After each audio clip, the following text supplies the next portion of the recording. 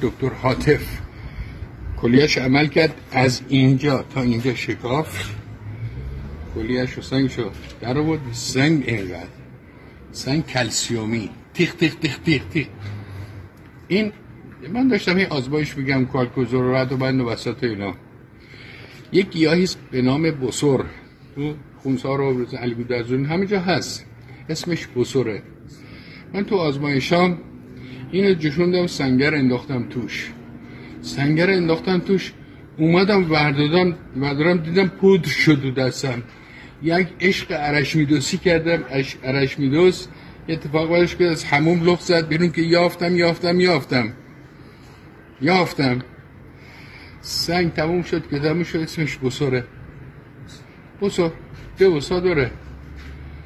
چقدر مردم رو درمون کردم. از عطار پرسیدیم باشه چه؟ گفت ادرار زیاد میکنه. گفتم خب این باید یه چیزی باشه. این تجربه من تو اداره نشسته بودم بیمارستان، دیدم یکی اومد از پشت منو بوسید. یکی از همکارای قدیمیه. گفت اون بسره که گفتی منو نجات داد.